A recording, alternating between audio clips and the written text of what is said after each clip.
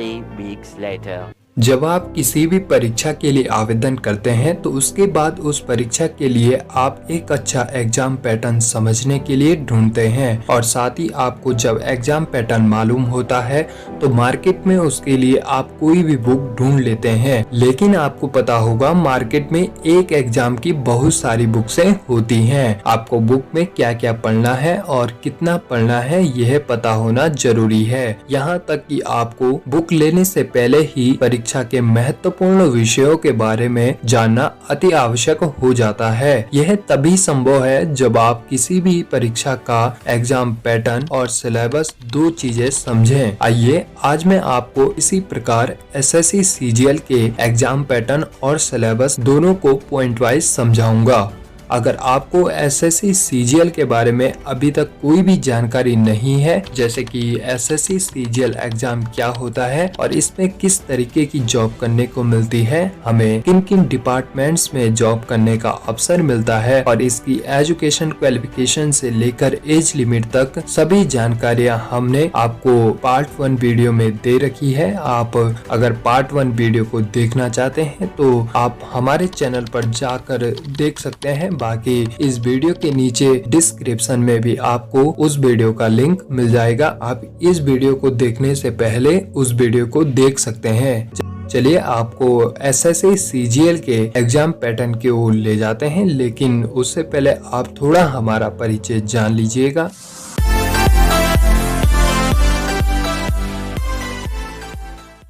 नमस्कार दोस्तों, मेरा नाम है हरिविजन सिंह। मैं आपको हमेशा इसी चैनल रोजगार अपडेट के माध्यम से एसएससी, यूपीएससी और स्टेट पीसीएस, ग्रुप सी और ग्रुप डी की जितनी भी छोटी बड़े एग्जाम्स होते हैं उन सभी की महत्वपूर्ण जानकारियां देता हूं और साथ ही नए नए करंट टॉपिक्स पर भी वीडियो लाता रहता हूं। धीरे धीरे आप सभी के लिए आगे भी इस चैनल पर तैयारी से संबंधित मोटिवेशनल वीडियो लाने की कोशिश करूंगा। अगर आप हमारे साथ बने रहना चाहते हैं तो आप इस चैनल को सब्सक्राइब कर सकते हैं। चलिए अब हम आपको एसएससी सीजीएल का सबसे पहले एग्जाम पैटर्न बताएंगे और उसके बाद point two point syllabus. Number 1 हम बात करेंगे एसएससी सीजीएल के न्यू एग्जाम पैटर्न की।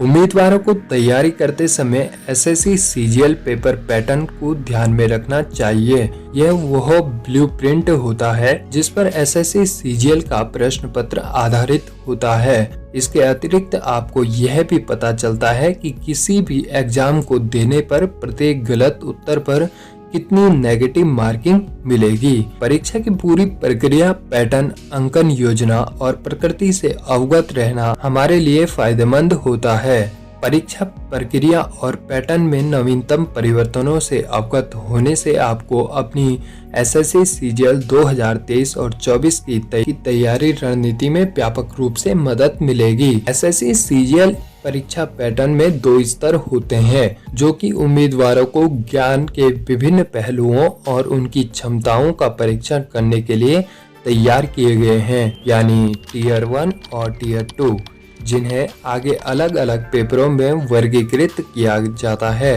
अंतिम चरण में आगे बढ़ने के लिए उम्मीदवारों को दोनों स्तरों की परीक्षा देनी होती है। आपको बता दूं, टीयर 1 परीक्षा कंप्यूटर आधारित टेस्ट होती है, यानी कि यह एक सीबीटी एग्जाम होता है, जबकि टीयर 2 सीबीटी के साथ साथ स्किल टेस्ट का एग्जाम भी होता है। एसएससी सीजीएल टीयर 1 परीक्षा पैटर्न में 4 खंड शामिल होते हैं जो प्रत्येक 25 प्रश्नों में विभाजित होते हैं। यह मुख्य 4 विषय अंग्रेजी, quantitative aptitude, general intelligence, reasoning और जनरल अवेयरनेस होते हैं। परीक्षा में टोटल 100 प्रश्न होते हैं। प्रत्येक प्रश्न के लिए 2 अंक दिए गए हैं और प्रत्येक गलत उत्तर के लिए 0.50 अंक की नेगेटिव मार्किंग होती है।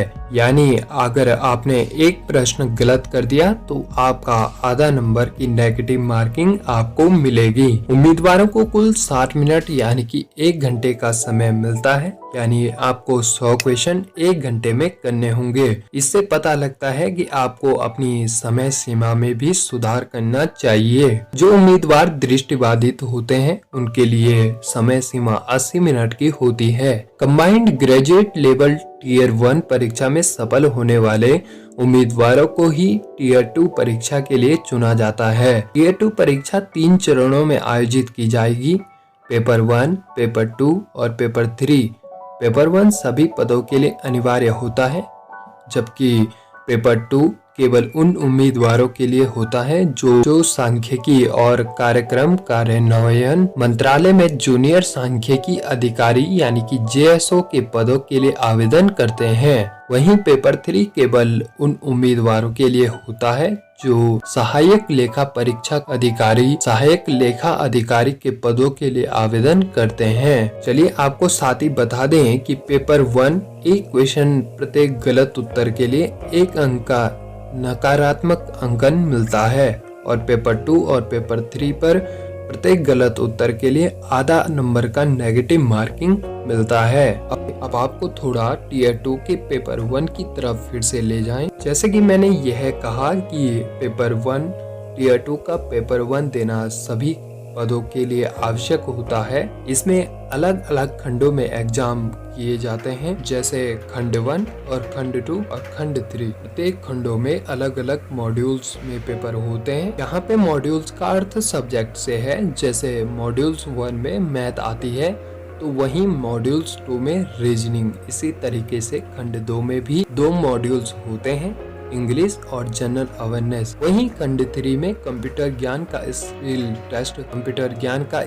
टेस्ट होता है। साथ ही आपको कितनी डेटा एंट्री आती है इसका भी वहां पे पता लगता है। वहीं अगर JSO के पद की बात की जाए तो पेपर 2 में आपका अलग से 100 नंबर का पेपर होता है और पेपर 3 सहायक लेखा परीक्षक अधिकारी के लिए सामान्य अध्ययन का पेपर होता है, जिसमें वित्तीय और अर्थशास्त्र से संबंधित क्वेश्चन पूछे जाते हैं। डियर फ्रेंड्स, यह जानकारी हमने आपको टीयर 2 एग्जाम के बारे में दी। चलिए दोस्तों, अब आपको इसके सिलेबस के बारे में जल्दी से बता देते हैं। तो जैसे कि मैंने आपसे पहले भी जिक्र किया, पूरे एग्जाम पैटर्न में हमने कॉमन तरीके से 4 सब्जेक्ट देखे हैं। अंग्रेजी, क्वांटिटेटिव एप्टीट्यूड यानी कि मैथ, जनरल इंटेलिजेंस यानी कि रीजनिंग और जनरल अवेयरनेस यानी कि आपका सामान्य अध्ययन। और इसके साथ आपको कंप्यूटर नॉलेज पे भी फोकस करना होगा।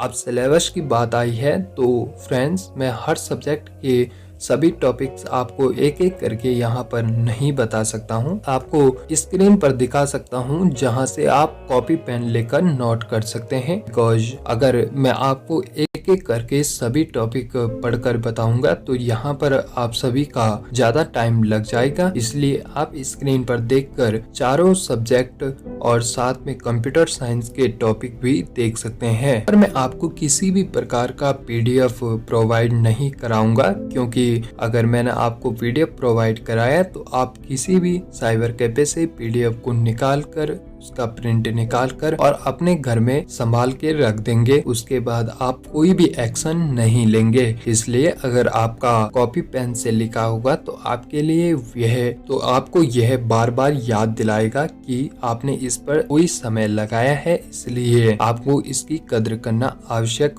होता है। चलिए सबसे पहले मैं बात करूंगा इंग्लिश सब्जेक्ट की। इस सब्जेक्ट में आपको जो जो टॉपिक्स पढ़ने हैं वह आप स्क्रीन पर देख पा रहे होंगे। बाकी अगर आपको इन टॉपिक्स के अलावा भी समय मिलता है पढ़ने के लिए तो आप कन्वर्सेशनल इंग्लिश भी अच्छे तरीके से तैयार कर सकते हैं, बोलने की प्रैक्टिस कर सकते हैं। यह आपको आगे बहुत ही नॉलेजेबल लगेगा।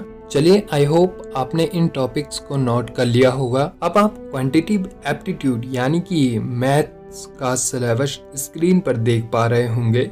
आई होप आप सभी पॉइंट्सों को नोट कर पा रहे होंगे। मैथ में भी आपको पता ही होगा कि SSC CGL के लिए आपका बेसिक मैथ्स बहुत अच्छा होना जरूरी होता है। मैथ्स में टॉपिक शो करने के अलावा प्रैक्टिस करते रहिएगा। टॉपिक्स क्लियर करने के बाद भी इसकी प्रैक्टिस करते रहिएगा। इसका आपको बेसिक ज्ञान महत्वपूर्ण लगेगा। बाकी फ्रेंड्स, आपको बता दूं, आप वीडियो को पॉज करके और इन पॉइंट्स को नोट कर सकते हैं। तो चलिए अब हम आपसे बात करते हैं जनरल इंटेलिजेंस यानी कि रीजनिंग सब्जेक्ट की, जिसे कि हम आमतौर पर यहाँ पर रीजनिंग कहते हैं। आप इसका सिलेबस हमारे चैनल की स्क्रीन पर देख पा रहे होंगे। आपको पता है रीजनिंग एसएससी सीजीएल में थोड़ा हार्ड आती है और बहुत सारे बच्चे रीजनिंग के क्वेश्चन छोड़कर भी आ जाते हैं, जो कि उनकी सिलेक्शन में बाधा उत्पन्न करता है। आपको रीजनिंग में आपका दिमाग दौड़ाते रहना चाहिए। चलिए स्क्रीन पर देख रहे रीजनिंग के इन सभी पॉइंट्स को एक एक करके आप नोट करते रहिएगा। और चौथा सब्जेक्ट आता है आपका जनरल अवेयरनेस। इस पर भी बहुत सारे बच्चे क्वेश्चंस गलत अटेम्प्ट करके आ जाते हैं, जिससे कि उनके सिलेक्शन में नेगेटिव मार्किंग बाधा बन जाती है।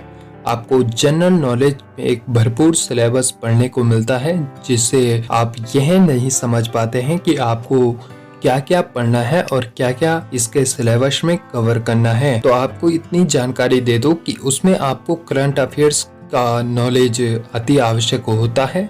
आपके लिए यह आगे पेपर में फायदेमंद रहता है। बाकी आप कुछ इसका स्टैटिक नॉलेज रखना आपके लिए जरूरी है, क्योंकि आजकल जो भी कॉम्पिटिटिव एग्जाम होते हैं उनमें करंट अफेयर और स्टैटिक नॉलेज का होना जरूरी होता है।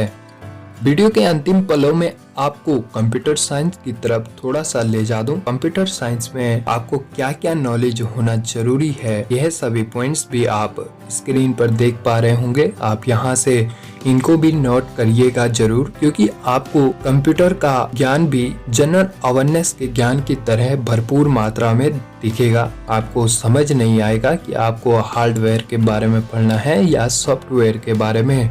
इसलिए हमने आपको यह नॉलेज भी स्क्रीन पर दिखा दिया है। आप टॉपिक्स को फॉलो करते करते कंप्यूटर का ज्ञान जरूरी लीजिएगा। आपको कंप्यूटर का सबसे पहले बंद करना और खुला करना कंप्यूटर को अच्छे तरीके से यह काम जरूरी आना चाहिए।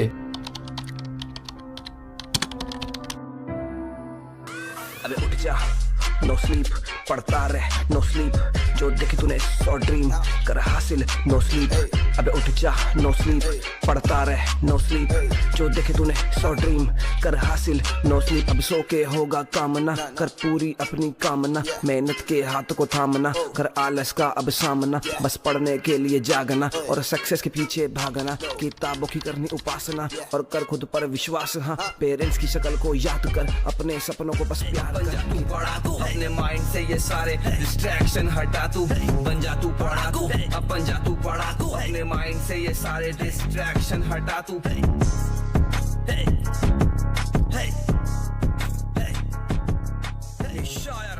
आपको अच्छे से तैयारी करने के लिए सबसे ज्यादा इम्पोर्टेंट होता है कि आपको आपके अंदर कितना धैर्य है और आप कितना किसी भी नॉलेज को कवर कर पाते हो।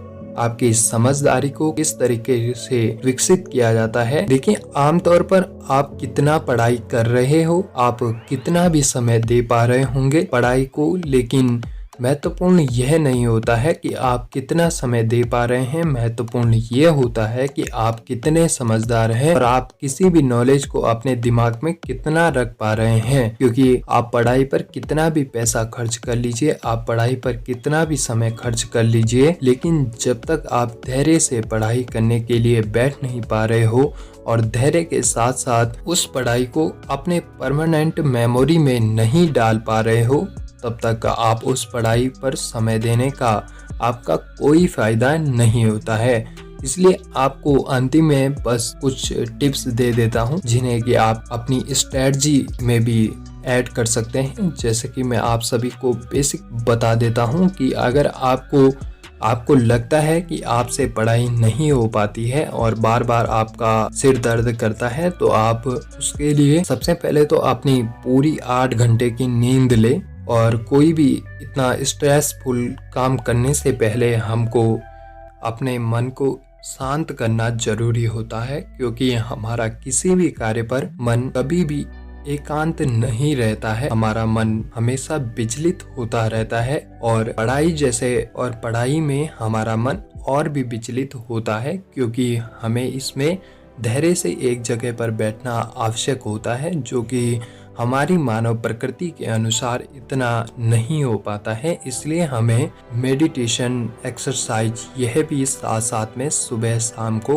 करते रहना चाहिए और अपनी छात्र अवस्था में हमेशा बने रहना चाहिए।